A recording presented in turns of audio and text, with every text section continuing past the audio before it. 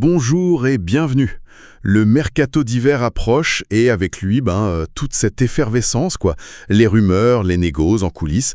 Et aujourd'hui, on s'attaque à une info qui monte, et qui nous vient d'une source très sérieuse, The Athletic. Newcastle United, un des clubs les plus ambitieux de Première Ligue, aurait fait d'un jeune talent de l'AS Monaco sa priorité, Lamine Camara. Alors, on va décortiquer ça ensemble. Qui est vraiment ce joueur ? Pourquoi Newcastle est si intéressé? Et surtout, est-ce que ce transfert a une chance de se faire cet hiver? X sort une info comme ça, ce n'est jamais pour rien. Et le mercato d'hiver, c'est toujours un peu spécial. Ce n'est pas le grand marché de l'été. Là, c'est de la chirurgie. On cherche la pièce qui manque. Et on parle d'un jeune qui a littéralement conquis la Ligue 1 en un temps record et qui est déjà dans le viseur d'un gros club anglais. C'est fascinant comme trajectoire. Exactement. Alors, commençons par le cœur du sujet, le joueur, Lamine Camara. Pour ceux qui le connaissent un peu moins, c'est un milieu de terrain, il a 21 ans, international sénégalais, un profil très très complet. Mais au-delà de ça, ce sont ses stats qui sont intéressantes. Oui, et il faut savoir les lire, ces stats. Au total, sur 36 matchs de Ligue 1, il est à 2 buts et 8 passes décisives. C'est bien, mais ce qui est vraiment parlant, c'est son début de saison actuel. Déjà 3 passes décisives en seulement 9 matchs. Ah oui, le ratio change complètement. Exactement. Ça montre qu'il n'est plus juste un bon joueur. Il devient un joueur décisif, celui qui crée et qui sait la différence. Et c'est cette progression exponentielle qui allume tous les radars. Et puis, il y a son pédigré. Il vient de l'académie Génération Foot au Sénégal. C'est une vraie usine à talent. On pense à Sadio Mané, bien sûr. Est-ce que ce label, ça ajoute une sorte de garantie pour un club acheteur? C'est plus qu'une garantie. Ça veut dire que le joueur a une formation technique, tactique, de très haut niveau. Il arrive en Europe déjà prêt, ce n'est pas un pari brut. Et Monaco ne s'y est pas trompé. Ils sont allés le chercher à Metz pour 15 millions d'euros à l'été 2024. C'est une somme, hein. C'est un point intéressant d'ailleurs. Une source parlait de Brest, mais la plus fiable confirme bien Metz et ce montant de 15 millions. C'est un détail, mais ça montre que Monaco y croyait dès le départ. Et l'investissement a été immédiatement rentabilisé. Son statut à Monaco aujourd'hui, il est limpide, il est indispensable. Adi Hütter l'avait installé et le nouveau coach, Sébastien Poconoli, en a fait un pilier. Les sources disent qu'il a rapidement conquis le cœur des supporters, et ça, ce n'est pas rien. Ça montre un caractère. Tout à fait. Mais l'élément qui change toute la donne, le vrai mur pour Newcastle, c'est son contrat. Il a signé jusqu'en 2029. 2029 ! C'est presque une éternité dans le foot moderne. On a l'impression que Monaco a mis des barbelés autour de lui. C'est une manœuvre purement défensive, ça. C'est les deux. C'est défensif, oui, pour avoir le contrôle total. Pas de pression, pas de fin de contrat qui approche.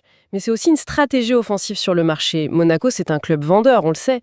En le signant jusqu'en 2029, ils ne disent pas « il n'est pas à vendre ». Non, ils disent Oui, si vous le voulez, c'est nous qui fixons le prix et il sera très très élevé. C'est une façon de valoriser leur actif au maximum, c'est le cœur de leur modèle économique. D'accord. Donc on a un joueur en pleine bourre, adoré de tous, et blindé par un contrat en béton armé. Le dossier semble fermé à double tour. Et pourtant, de l'autre côté de la Manche, cet intérêt de Newcastle, ce n'est pas du vent. Les sources sont formelles. Renforcer le milieu, c'est la priorité absolue des Diao cet hiver. Et c'est là que la puissance de la Première Ligue entre en jeu. Pour un club comme Newcastle, la question, ce n'est pas est-ce que c'est cher, c'est est-ce que c'est le bon joueur. S'ils sont convaincus que Camara est leur homme, le montant sur le chèque, ça devient presque secondaire. Et il y a l'urgence. 13e en championnat, ce n'est pas leur objectif. Ils ont besoin d'un électrochoc de créativité. Le profil de Camara coche toutes les cases. Le coach, Howe, serait très élogieux. Et plus concrètement, le transfert a été sérieusement envisagé en interne. Ça veut dire que les scouts ont fait leur boulot, que les analystes ont validé. On n'est plus dans la rumeur, là. C'est la préparation d'une offensive. C'est fascinant de voir cette reconnaissance pour Camara. En 18 mois, il passe de grand espoir de Metz à cible numéro 1 d'un des clubs les plus riches du monde. Ça valide son talent, mais ça valide aussi la Ligue 1 comme un tremplin incroyable. Newcastle ne cherche pas juste un nom pour vendre des maillots. Il cherche une solution à un problème sportif. C'est vrai. Et c'est là que ça se corse. C'est peut-être l'info la plus importante du rapport de The Athletic. Lamine Camara est peut-être en haut de la liste, mais la liste est assez longue. Et c'est la base d'une direction sportive qui travaille bien. Ne jamais mettre tous ses œufs dans le même panier. Ça permet de garder le contrôle dans les négociations, d'éviter le piège du club qui fait monter les enchères. Et les autres noms sont très intéressants. On a Keith Smith de la Z Alkmaar, Javi Guerra, le milieu de Valence, une des révélations en Liga, et même Bilal El Khenous, l'ancien de Genk qui est à Leicester. Qu'est-ce que cette liste nous dit au fond? Elle nous dit beaucoup de choses. Déjà, le profil type est clair. Jeune, entre 19 et 21 ans, déjà titulaire mais avec une marge de progression énorme. Ils n'achètent pas une performance, ils achètent un potentiel. Mais ce qui est encore plus intéressant, c'est la différence entre les profils. Javi Guerra, par exemple, c'est l'école espagnole. Très technique, à l'aise avec le ballon. Peut-être moins percutant physiquement que Camara pour une adaptation immédiate à l'Angleterre. Et El Khenous, lui me semble encore différent. Complètement. El Khenous, c'est presque un numéro 10. Très créatif, la dernière passe, le dribble. Le fait qu'il soit sur la même liste que Camara, qui est beaucoup plus box-to-box, avec un volume de jeu incroyable, ça me fait dire que Newcastle hésite peut-être encore sur le profil exact. Ah, intéressant. Est-ce qu'il vole un moteur, comme Camara, ou un cerveau, comme El Khenous? Cette incertitude chez eux, c'est peut-être la meilleure nouvelle pour Monaco. C'est une excellente analyse. En gros, la décision finale de Newcastle va dépendre d'une sorte de concours entre ces dossiers. Le plus facile, le meilleur rapport qualité-prix, et peut-être aussi le joueur qui montrera le plus d'envie. Exactement. Et ça nous ramène à la question de la probabilité.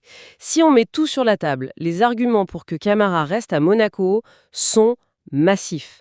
Le contrat jusqu'en 2029, son statut, le fait qu'il se sente bien, partir en janvier, en pleine saison, c'est un pari risqué pour lui. Donc si on suit une logique purement sportive, le dossier est presque clos. Mais la logique du mercato, elle, est souvent financière. C'est toute la question. Monaco n'a aucune, mais alors aucune raison sportive de vendre. Zéro. Pour les faire craquer en janvier, il faudrait une offre qui sort de l'ordinaire. Une offre irréfutable, comme on dit. On ne parle pas de 30 ou 40 millions d'euros, hein. Non, là on est bien au-delà. On parle d'un montant qui se rapprocherait des plus grosses ventes de l'histoire du club pour un milieu. C'est la seule chose qui peut les faire réfléchir. Une offre de 60-70 millions, par exemple.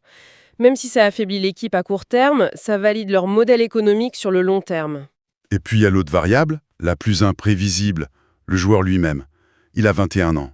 Même s'il est heureux, comment on réagit quand un des clubs les plus riches du monde vient frapper à la porte, propose de multiplier votre salaire par 5 et de jouer contre City ou Arsenal chaque week-end? C'est le facteur humain. Il est toujours décisif. On a vu des transferts se faire juste parce que le joueur a décidé d'aller au bras de fer. Pour l'instant, rien n'indique que ce soit le cas de Camara. Il a l'air d'avoir la tête sur les épaules. Mais une offensive de Newcastle, avec le projet, le contrat, ça peut faire réfléchir. Le vrai dilemme pour lui serait, est-ce que je saisis cette opportunité maintenant, quitte à me brûler les ailes, ou est-ce que je continue ma progression tranquillement en pariant que l'opportunité se représentera et que je serai encore plus fort? C'est vraiment le carrefour de sa jeune carrière. C'est parfaitement résumé. Au final, on se retrouve avec un dossier vraiment passionnant. D'un côté, un intérêt très concret de Newcastle, de l'autre, Monaco en position de force totale. Et au milieu, cette liste d'alternatives qui rend la stratégie de Newcastle difficile à prévoir. Ça va être un des feuilletons de l'hiver, c'est certain. Absolument. Et si on prend un peu de hauteur, ce cas est très révélateur.